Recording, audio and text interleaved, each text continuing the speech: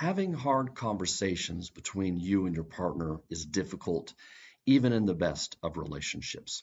And I have seen couples that avoid having hard conversations and as a result spend years disconnected because they never learned how to have difficult conversations with one another. Now, certainly this podcast is about couples, but I think this episode applies to anyone in your life that you might need to have a hard conversation with. Maybe they have done something you don't like or disapprove of. Maybe a word got back to you about something that they said, or maybe you feel like there's a disconnection and a poor working relationship between you and this other person, and you want to try to bridge that gap and make it better. Whatever the reason, the ability to have hard conversations in a healthy and productive way will give you the freedom to be able to navigate your world much better. So, the following is some thoughts about how to have hard conversations with either your partner or anyone in your life. Let's get started. Welcome to Trauma Free Relationship, a podcast that provides support and guidance to help heal the wounds of attachment trauma.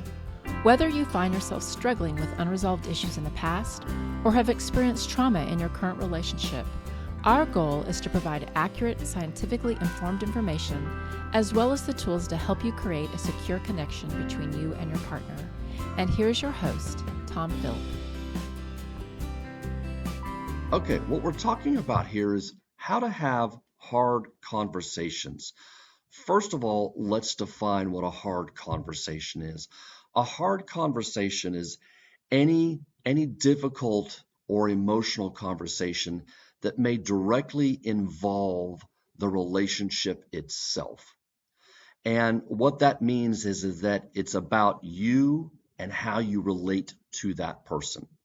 That's kind of how I define a hard conversation. You're not talking about somebody else with somebody. You're not talking about a process. You're not talking about a child. You're not talking about a teacher or coach. It's not external to the relationship.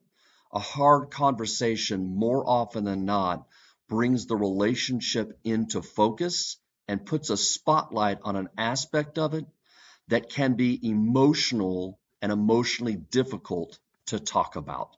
So in being able to have hard conversations, and you can see just what a life skill this is to be able to navigate this better, basically means being able to bring the relationship between you and somebody else into focus and be able to put a spotlight on something that maybe isn't working for you, an aspect of that relationship that is no longer working for you. When you do that, you immediately invite a lot of emotion into that conversation. And so by the sheer fact you're focusing a spotlight on the relationship itself, you're bringing it also into the here and now of the conversation. And so you're confronting, and I don't mean that necessarily, I think that word often gets misunderstood and misused in our society. By confronting somebody, I don't necessarily mean you're pointing a finger in an angry way. What I mean is you're just bringing to the forefront an aspect that the other person may not have seen that you are wanting to discuss. So having a hard conversation is about having a skill set to be able to discuss aspects of relationships in the here and now with that individual. And to do that means we need to have certain skills in place in order to make those as productive and healthy as possible.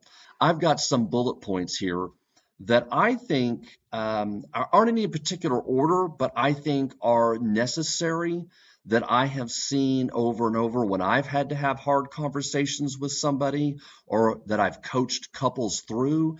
These are sort of the things that stand out to me the most in terms of being able to make that a better outcome as opposed to a worse outcome. So let's start with the first one. Begin with the end in mind. I think this one's really important. What is your goal for this conversation? What is the outcome you'd like to have? Or what is the reasonable expectation going into this? I think this is hugely important because if you don't know what the end looks like for you, then it's going to be really hard for you to stay focused in that conversation. And you might end up bringing in everything, every minor hurt you've had from the past, every frustration. I see people do this all the time where they just throw everything, including the bathwater, into the conversation, and it's too much. The person doesn't know what to do with all of that. So if you begin with the end in mind, what that simply means is that you understand what a reasonable outcome would look like. Now, maybe that outcome is something as simple as, I just want my feelings to be heard. Okay, great. If that's your outcome, then that's a very reasonable outcome. Maybe your outcome is, I need this person to be able to acknowledge that they hurt me or that they did something that was upsetting. Okay, great. No problem. If that's your outcome, I think that's a reasonable outcome. Or I need this person to be able to acknowledge and apologize for what they did. And I think, again, that's a reasonable expectation to have. But if you don't have that expectation, if you don't have that goal or outcome, then you're going to sort of blow with the wind. And wherever that conversation ends up going, you're going to go with it, no matter how far it may stray from your real intentions, because you don't have that goal or the end in mind, so to speak. So that's the first one that comes to mind. The second one I got from Gottman that is so good. John Gottman is a researcher for couples and relationships in general, but certainly intimate relationships. And he says to start with a soft startup. And I've always really liked that. When you go in to have a hard conversation with somebody, you need to have a soft startup. So what does that look like? Well, it might look like, first of all, picking the right time and place. If the kids are running around and they're in the middle of doing dishes, I wouldn't go in and try to have a hard conversation in the middle of that. Or if they're in the middle of doing taxes, since this is tax season, you don't want to sit down and say, hey, we need to talk about this in a rather brusque tone. No, you want to be able to pick the right time and the right place. And sometimes that means you might go to them and say, hey, I would like to talk with you about a few things that I've been thinking about. Is there a good time this week we can do that? And of course, they're going to want to know, and you might not tell them everything right then, but you might give them a little bit of a heads up. But at least you're giving them the opportunity to prepare themselves for a time and place where you guys can carve out some uninterrupted time to be able to sit and talk. This goes as well, I think, with colleagues at work. You don't want to come into or ambush somebody in the middle of a meeting or when they're focusing on a last minute report and say, hey, we got to talk about this in a very abrupt way. You want to have a soft startup. And so there's certainly been times where things have come up in meetings and I've said, perhaps you and I should talk about this at another place and time. Or perhaps we can talk about this offline somewhere else and not in this meeting. And so, being able to have a soft startup, a time and place, I think is really important. And then you might even, to have a soft startup, validate something about them. I think it's really important. I had a tough conversation just last week with somebody, and I actually started it off by letting them know that I appreciate the work they have done for this particular organization. And I know that the position that they're in is not easy to balance everybody's needs. And so I started off just simply validating that for them. And then I launched into some real concerns I had. And I needed them to know that I was aware that things had been said and that I needed some accountability for what had happened there. And so that was a hard conversation to have because, again, it focused right on the relationship, but it was done in such a way that there was a good outcome that happened. So a soft startup, I think, is just as essential as being able to think, okay, what's my goal for this meeting? What's my goal for my interaction with this person? The second one, I think, or the third one, pardon me, I think is so important, is to speak from self. So you want to go in and you want to talk about whatever it is that you're wanting to discuss from within your own perspective, and talk about the impact something has had on you, and to talk about your feelings. And this is very different than going in and pointing a finger and criticizing and blaming. You can even point out that somebody has done something hurtful. It's not that you have to shy away from that. But what you're doing is you're talking about it from the point or perspective of the impact it's had on you. When you did this, this is the way it hit me. This was hard for me, or this is what was going on for me at the time. And I need to understand what happened there better. And you can use that phrase. I let anybody borrow this. I don't even know that I originated with it, but I really, really like it. Help me understand. Help me understand why it happened like this. Help me understand what was going on in your mind when you said this. Help me understand, because what you're doing is you're inviting them into a dialogue when you use that phrase. So speak from your own perspective, speak from the impact something's had on you, and speak from your feelings. And if you want to know about them, then you can say, help me understand this or that, or whatever it is that you're trying to have the hard conversation with them about. Because I think that makes it more productive when you try to learn something about their mindset, what might be going on for them. What you don't want to do is make large assumptions that you know every aspect of what happened, because I almost guarantee that you won't. This conversation that I had recently, just last week, there were things that I learned about it that I didn't know. Now, even though my perspective was still valid and I still had a valid reason for having a meeting with this person, I still learned things about that other person's perspective that I didn't know, that shed light on my perspective as well. So being able to keep a foot in your own perspective while also extending a foot to the other person's, if you will, trying to step into their perspective a little bit, is a way to be able to lessen the emotion around that. So going in, again, I think this is a begin with the end in mind. Forgive me, I'm kind of a little scattered here now that I'm jumping back, but I think this is important. Beginning with the end in mind also means don't assume that you have all the information and that you have the only right perspective. You may have a right perspective, but it may not be the only one. So speaking from yourself, having a soft startup, and beginning with the end in mind are all ways I think that you can have a better conversation. Here's another one. Stay calm and focused. Don't go down rabbit trails. This is one of the biggest problems I see about having hard conversations, is that if the person you're having a hard conversation with, if they get defensive, they will try to take you down rabbit holes. If you don't know your focus, and if you don't stay calm, and you don't know your point you're trying to make, that goal or the outcome, then you will take the bait and you will go right down those rabbit holes with them. And you will end up discussing, 3 years ago, your cousin came to the house and didn't say hi to me, and they've been rude to me ever since, and so I'm never going around your family. And if you've got an issue with my family, well, then you got to look at your own, right? I mean, you can see it just deteriorating. And I see this all the time because the person has got defensive. And so you want to stay calm no matter what happens. You want to stay calm, and you want to stay focused on what your agenda is.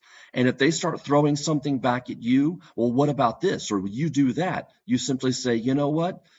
That's very possible. I'm happy to talk about that, but that's not what this conversation is about. We can have that conversation another day, and I'm happy to do that. But this conversation here now, the one that I've called, we need to focus on this. So you just want to stay calm and you want to stay focused so that you don't go down any rabbit trails. Another thing I think is important that often is overlooked, ask for what you want. What is it you really need from this person? There's a reason you're having a hard conversation. There's a reason that this relationship, an aspect of it, is no longer working. It's because in some ways you would like something to change. I need you to quit being so abrasive with our other colleagues. I need you to acknowledge that you contributed to this interaction in unhelpful ways. I need you to acknowledge that sometimes you overdo it with our children. I need you to acknowledge, or there's something that you're needing, and you need to ask for that.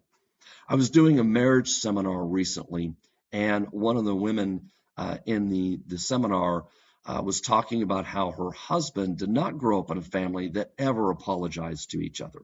And of course, what happens is now when they have a conflict of some kind, he will never apologize, ever, for anything. And so we were trying to talk through that with her and ask her sort of what happens when he doesn't apologize to you. And of course, she feels like there's no repair. Things are just left undone. So somewhere in that conversation, we were role playing it, and she was playing her husband, and I was playing her. And I was just saying, honey, I really need you to be able to apologize for what happened here. I know you're not 100% wrong. I'm not asking you to take full responsibility for everything, but you contributed to this, and it would mean a lot to me if you were able to just say, I'm sorry for your part in that interaction. And of course, her whole role play was, well, I don't apologize. And I came back with, well, I know you don't because you didn't grow up in that family, but just because you don't and didn't doesn't mean you can't. And I really need to have some sort of form of I'm sorry come out of your mouth. And that really resonated with her. So I didn't take the bait. I stayed focused as we were role playing that. And even though that's not something that he was used to, it doesn't mean he's incapable of doing it. And so I was just role playing with her how to stay calm and how to stay focused and how to ask for what you want in that conversation. Here's another thing I think is important is don't get over focused on solutions before you really feel understood. I see this all the time with couples, but I think it's true in other areas and other relationships of our lives as well. Oftentimes, somebody will immediately push for a solution before they ever acknowledged how you felt or validated any sense of your feelings. And so being able to slow things down enough to go, I appreciate that you're trying to solve the problem here, but I really don't know that you fully understand where I'm coming from first. And that's really important for me, that you have some kind of empathy for what I'm saying, feeling, or thinking here before we push for a solution. So I appreciate what you're trying to do, but I want to just back it up a little bit because I really want to feel heard first. And then I think once I do that, or once we do that, then the solution will feel a lot better to me. So don't push too quickly for a solution before you begin to feel heard. And the last one I have is be willing to have another conversation, to follow up. I know it's uncomfortable. I know a lot of people just want to get these things over with. They don't want to have another conversation. But the truth is, a lot of times, these things can't be done in one conversation. So being able to circle back and have another conversation. If you don't get what you need, if this thing goes off the rails, if your partner or person that you're having this hard conversation with completely deteriorates and gets so defensive or gets up and storms out, okay, that didn't go quite the way I'd hoped it would. We're going to circle back and try to have this conversation again. That especially goes for couples, but I think it applies to anybody in our lives where we have to have that tough conversation with. There's no problem coming back and following up on a conversation, trying to find that resolution or to get what you need out of that. Yes, it's uncomfortable, but if you follow these rules, if you begin with the end in mind, if you have a soft startup, if you speak from your own sense of self, your own perspective, the impact of something and your feelings, if you stay calm and focused, if you ask for what you want, And if you don't focus too quickly on solutions, but rather on being heard and understood, then I think your ability to have a better hard conversation is going to create a better outcome for you in those situations. So I hope this has helped you today. These are just some bullet points, some guidelines. I don't think they're in any particular order, say, except for, beginning with the end in mind or the soft startup. Those seem to dictate that those would naturally come first. Think about and rehearse what you would say. I think that's also another thing that I could add here. Don't be afraid to rehearse. Write it down if that's helpful to you. How am I going to say this? How am I going to introduce this? What am I going to say to this person? And how do I want to word this so that I give myself the best chance of having a positive outcome here? Again, I hope this has been helpful to you. As always, thank you so much for listening. And until then, we'll talk to you next time. Thank you for listening to Trauma Free Relationship, a podcast for the healing of attachment trauma. You can find us on Facebook, Instagram, or our website at traumafreerelationship.com. Be sure to look for our next episode on your favorite streaming service.